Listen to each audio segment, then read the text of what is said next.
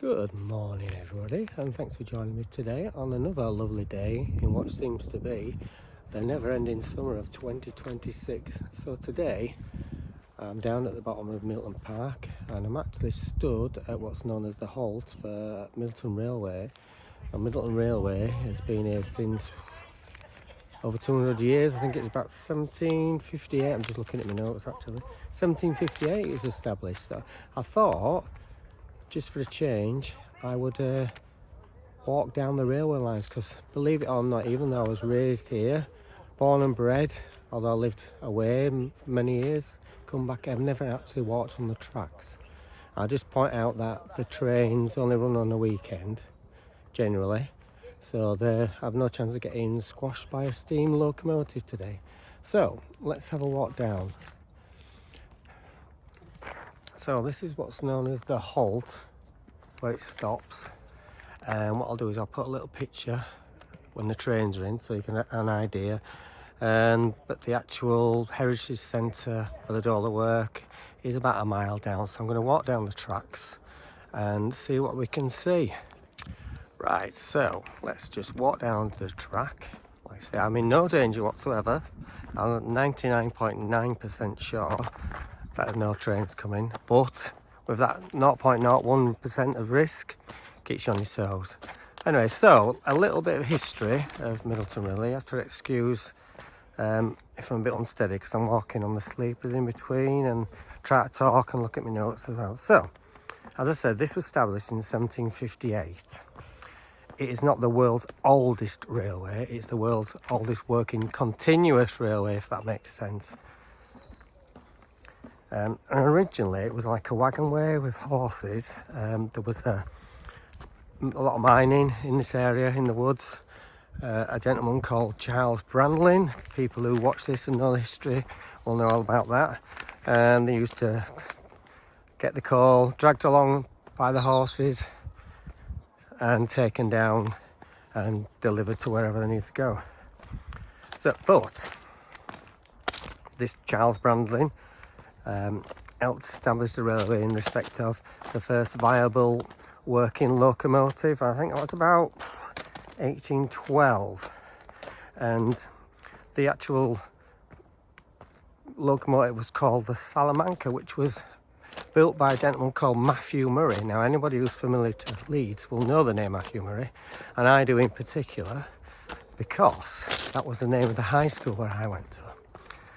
So anyway, it continued many years until about 1960 or so, when the usage dropped and it wasn't called for so much. So then it was taken over to be like a heritage railway, which again was the first one ever to be run by a trust of volunteers, and it's been running ever since.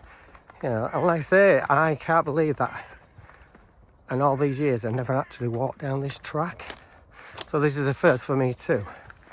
So there's not much to see at the moment, so we'll just keep on walking, and I'll film a little bit more as we get further down. Now if I turn to the right a little bit, I don't know if you can see, but where that fence is there behind the trees, there's another path, and apparently there used to be another little railway line that was along there. I don't know all the details, but if you look at Friends of Middleton Park, there's a couple of guides there that do walks a few times a year, and they would sort of provide all the information on that. So it's very interesting to learn about your local history. So let's walk down a little bit further. Now I believe the railway is only about a mile long, so I don't know how long that'll take me. Not long, but I'm having to tread very carefully because of these sleepers. I think what I might do is kind of cross over when I can to make it a bit easier, so I'm not tripping myself up. And we'll, like I said, there's not a lot to see at the moment, but what I will do is when I get to the end, I'll try and see if I can see if anybody's around. I can have a look around the actual heritage centre, etc., but we'll find out when we get there. Right, so I'll just pan over to here, and that there, the building in the background, is the John Charles Centre. John Charles, obviously famous striker for Leeds United in the past. They've got football, tennis, all kinds of athletics, and it's the home of Hunslet Rugby League Club as well. So there you go. So let's continue on our journey. We'll see how long it takes us. So I started back up round that corner, if you can see in the distance. I've still got quite a way to go, and it looks as though in the distance that somebody else has had the same idea as me to walk up the track. So obviously there must be a way to get off it. The last thing I want to do is to be walking up and down a railway line for the rest of my life. And it looks like there's a little crossing coming up. So I can get off here. But the never-ending question is, can I get to the end without leaving it? And if I go off at this crossing, where does it lead? You know, let's just go for it and see where we end up. Yeah, because that one goes nowhere near where I want to go. That one, I'm not really sure. Definitely not where I want to go anyway. So let's just keep going. There's a tunnel up ahead. I think that's the M62, which I've never been under there either. So let's continue. Right, so I'm getting closer to the tunnel, and you probably can't see it on the camera, but beyond that it looks like, well, we're not far off the end of the line. Now still the question is, do I walk through and somebody tells me off and say, "Oh, what are you doing on the line?"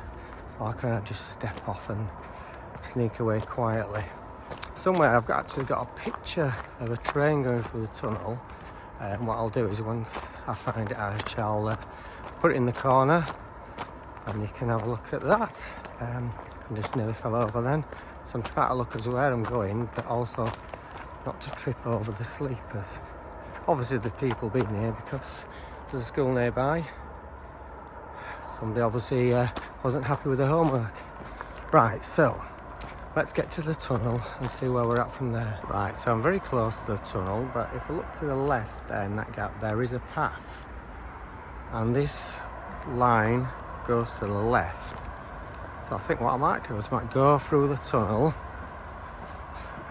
see what happens, and then if there's no way for me to get out, I'll go to the left and get on that path and then try and film something from the other side. And here we are, I've made it through. I really don't think I should be going any further, but what I'll do is I'll just zoom in. You can see that's where the station is, that's where the train starts from.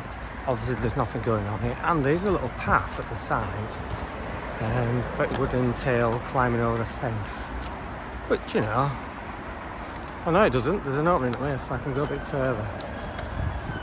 So we'll go up to there and then we'll skirt around the outside, and then nobody's bothered then, are they? I'm happy now.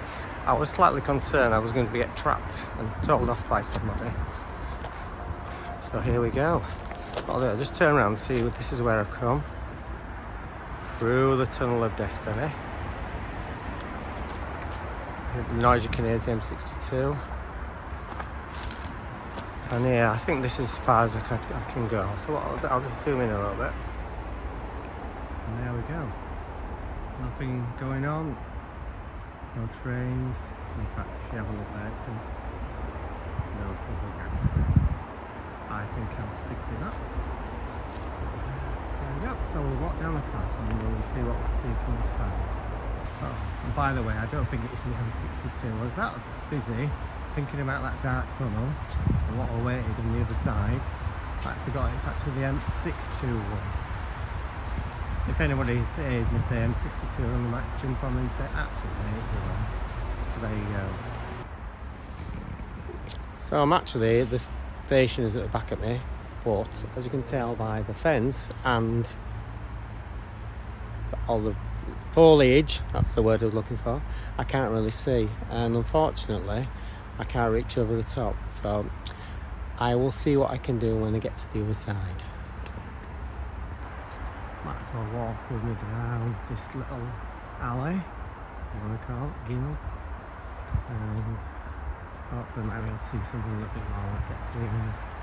But we're past the end of the tracks now, I believe. You probably can see On the other side, the gates are shut. So I could have got in anyway, and there don't seem to be anybody around. So we shall continue. As I said right at the beginning, like many of these heritage railways are all run by volunteers. They give up the time. Weekends tend to be only, I would assume that when there's bank holidays, special events during the school holidays, they might be on for more days. But other than that, weekends only. Anyway, I survived the track, survived the tunnel, and we're nearly at the end now. There we go, there's not a great deal to see. As I said, there's nothing to worry nobody about. But if you want to see for yourself, come on down. I'll put a bit of information at the end of this video. The sun's coming out again, it's lovely hot. So yeah, thank you very much for your time. Hope you enjoyed it, and if you do,